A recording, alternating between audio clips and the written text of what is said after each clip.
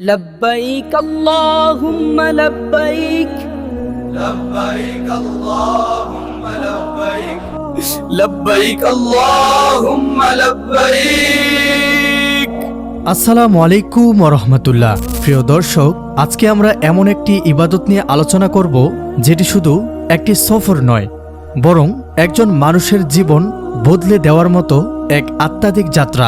আজকের বিষয় পবিত্র হজ। হজ এমন এক ইবাদত যেখানে পৃথিবীর কোটি কোটি মুসলমান এক জায়গায় একত্রিত হয়। কেউ ধনী, কেউ গরিব, কেউ রাজা, কেউ সাধারণ মানুষ, কিন্তু আল্লাহর ঘরের সামনে সবাই সমান। সাদা এহরামের কাপড় পরে মানুষ যখন বলে লাব্বাইক আল্লাহুম্মা লাব্বাইক, তখন মনে হয় যেন পুরো পৃথিবী আল্লাহর দরবারে মাথা নত করছে।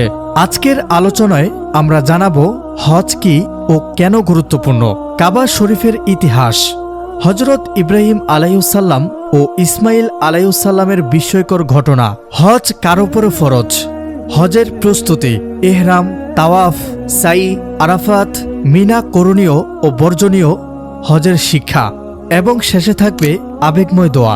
ভিডিওটি শেষ পর্যন্ত দেখুন, কারণ এই আলোচনায় শুধু তথ্য নয়, এটি ঈমান জাগানোর একটি মাধ্যম। হজ কি ও কেন গুরুত্বপূর্ণ?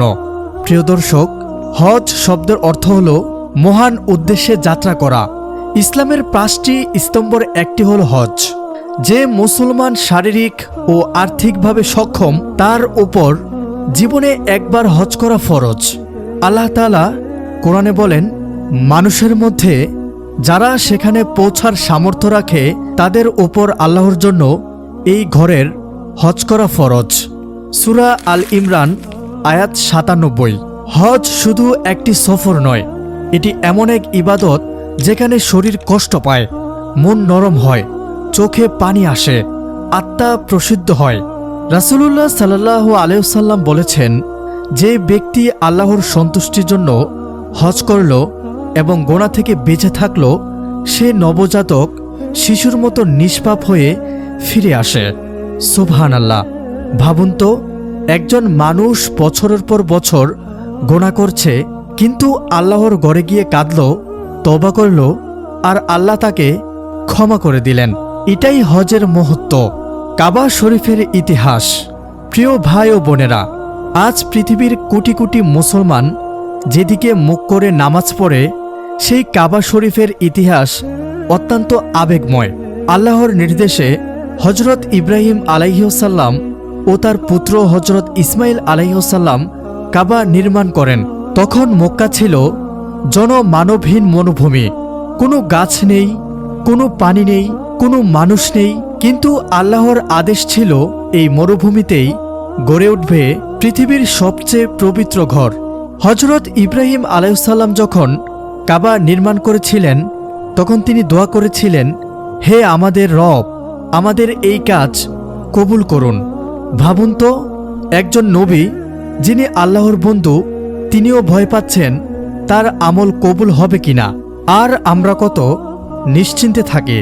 হজরত ইব্রাহিম আলাইহিসসালাম ও ইসমাইল আলাইহিসসালামের ঘটনা। প্রিয় দর্শক, হজের প্রতিটি ধাপের সাথে জড়িয়ে আছে ত্যাগের ইতিহাস। আল্লাহর আদেশে ইব্রাহিম আলাইহিসসালাম তার স্ত্রী হাজেরা আলাইহিসসালাম ও ছোট্ট শিশু ইসমাইল আলাইহিসসালামকে মরুভূমিতে রেখে যান। হাজেরা আলাইহিসসালাম জিজ্ঞেস করলেন, আল্লাহ কি আপনাকে এই আদেশ দিয়েছেন? তিনি বললেন, হ্যাঁ। তখন হাজেরা আলাইহিসসালাম বললেন, তাহলে আল্লাহ আমাদের ধ্বংস করবেন না। সুবহানাল্লাহ। এটাই ঈমান। পানি শেষ হয়ে গেল। হাজেরা আলাইহিসসালাম সাফা ও মারওয়া পাহাড়ের মাঝে দৌড়াতে থাকেন। একজন মা সন্তানের জন্য পানির খোঁজে ছুটছেন, কিন্তু তখনই আল্লাহর রহমত নেমে আসে। ছোট্ট ইসমাইল আলাইহিসসালামের পায়ের নিচ থেকে বের হয় জমজমের পানি। আজও কোটি কোটি মানুষ সেই পানি পান করছে। এরপর আসে সবচেয়ে কঠিন পরীক্ষা। আল্লাহ ইব্রাহিম আলাইহিসসালামকে স্বপ্নে আদেশ দিলেন নিজের সবচেয়ে প্রিয় জিনিস কুরবানি করতে, আর তার সবচেয়ে প্রিয় ছিল তার সন্তান ইসমাইল আলাইহিসসালাম। কিন্তু তারা আল্লাহর আদেশের সামনে মাথা নত করলেন। শেষ মুহূর্তে আল্লাহ একটি দুম্বা পাঠিয়ে দিলেন। এই ত্যাগের স্মৃতি আজকের কুরবানি। হজ কার উপরে ফরজ? হজ সবার উপরে ফরজ নয়। যার আর্থিক সামর্থ্য আছে, শারীরিক ক্ষমতা আছে, পথ নিরাপদ, পরিবারের দায়িত্ব ঠিকভাবে রেখে যেতে পারে, তার উপর হজ ফরজ। কিন্তু সামর্থ্য থাকা সত্ত্বেও কেউ যদি হজ দেরিতে করে তাহলে একটি বড় গাফলতি। কারণ কেউ জানে না মৃত্যু কখন আসবে। হজের আগে যা করা জরুরি, আন্তরিক তওবা করা, হারাম উপার্জন ত্যাগ করা, মানুষের হক ফিরিয়ে দেওয়া, নামাজ ঠিক করা, কোরআন পড়া বৃদ্ধি করা, ধৈর্য শিখা, সফরে দোয়া শিখা। অনেকে শুধু ছবি তুলতে হজে যায়, কিন্তু আসল হজ হলো হৃদয়ের পরিবর্তন। এহরাম। হজ শুরু হয় এহরাম দিয়ে। পুরুষরা 2 টুকরা সাদা কাপড় পরে, নারীরা শালীন পোশাক পরে। এই পোশাক আমাদের মৃত্যুর কাফনের কথা মনে করিয়ে দেয়। এখানে কোনো অহংকার নেই, কোনো ব্রান্ড নেই, কোনো পদবি নেই। সবাই শুধু আল্লাহর বান্দা। তারপর উচ্চারণ করা হয়, لبيك اللهم لبيك لبيك اللهم অর্থাৎ হে আল্লাহ, আমি হাজির। তাওয়াফ। কাবা শরীফকে 7 বার প্রদক্ষিণ করাকে তাওয়াফ বলে। লাখো মানুষ একসাথে কাবার চারপাশে ঘুরছে। এ দৃশ্য সত্যি হৃদয় কাঁপিয়ে দেয়। মানুষ কাঁদছে, দোয়া করছে, ক্ষমা চাইছে, কারণ তারা জানে এই ঘর আল্লাহর রহমতের কেন্দ্র। সাই। সাফা ও মারোয়া পাহাড়ের মাঝে 7 বার চলাকে সাই বলা হয়। এটি হাজেরা আলাইহিসসালামের সেই দৌড়ের স্মৃতি। এখানে শিক্ষা হলো, আল্লাহর উপর ভরসা করো, কিন্তু চেষ্টা বন্ধ করো না। আরাফাতের ময়দান। হজের সবচেয়ে গুরুত্বপূর্ণ অংশ হলো আরাফাত। রাসূলুল্লাহ সাল্লাল্লাহু আলাইহি ওয়াসাল্লাম বলেছেন, হজ হলো আরাফাত। এই ময়দানে লাখো মানুষ দাঁড়িয়ে কাঁদে। কেউ নিজের গুনাহের কথা মনে করে, কেউ মৃত বাবা মায়ের জন্য দোয়া করে, কেউ জান্নাত চায়। এই যেন কিয়ামতের এক দৃশ্য। মুজদালাফায় হাজিরা খোলা আকাশের নিচে রাত কাটায়। এখানে মানুষ বুঝতে পারে দুনিয়ার বিলাসিতা কত তুচ্ছ। এরপর মিরায় গিয়ে শয়তানকে পাথর মারা হয়। এটি শুধু পাথর মারা নয়, এটি নিজের নফস, গুনাহ ও শয়তানের বিরুদ্ধে যুদ্ধের প্রতীক। হজের সময় করণীয় ও বর্জনীয়। করণীয়: বেশি বেশি তওবা করা, দোয়া করা, কোরআন তেলাওয়াত করা, ধৈর্য ধরা, মানুষের সাথে ভালো আচরণ করা, সময়মতো নামাজ পড়া। বর্জনীয়: ঝগড়া করা, গালি দেওয়া, অহংকার করা, ছবি ও দুনিয়াবি কাজে অতিরিক্ত ব্যস্ত হওয়া, কাউকে কষ্ট দেওয়া। অনেক মানুষ হজে গিয়ে অন্যকে ধাক্কা দেয়, রাগ করে। এগুলো হজের সৌন্দর্য নষ্ট করে দেয়। হজের শিক্ষা। হজ আমাদের শেখায় মৃত্যু একদিন আসবে। এহরামের কাপড় কাফনের কথা মনে করিয়ে দেয়। দুনিয়ার অহংকার মূল্যহীন। কাবার সামনে সবাই সমান। আল্লাহর আনুগত্যই সফলতা।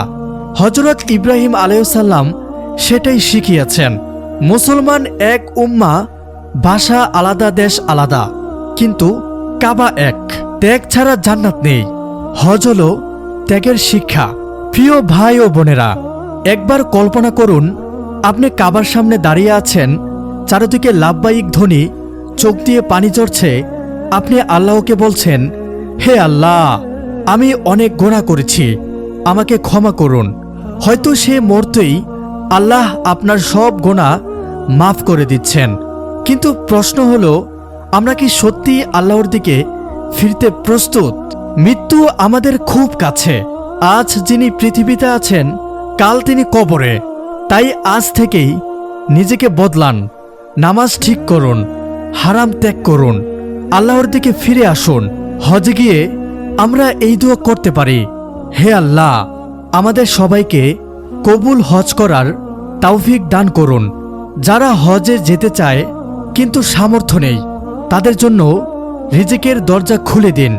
আমাদের গুনাহ মাফ করুন, আমাদের অন্তর নরম করুন, আমাদের ঈমানের সাথে মৃত্যু দান করুন, আমাদের বাবা মাকে ক্ষমা করুন, সমস্ত মুসলিম উম্মাকে হেফাজত করুন। আমিন ইয়া রাব্বুল আলামিন। ভিডিওটি ভালো লাগলে লাইক, কমেন্ট ও শেয়ার করুন এবং ইসলামিক আলোচনা পেতে চ্যানেলটি সাবস্ক্রাইব করুন। আজকের মতো বিদায় নিচ্ছি। দেখা হবে নতুন কোনো ভিডিওতে।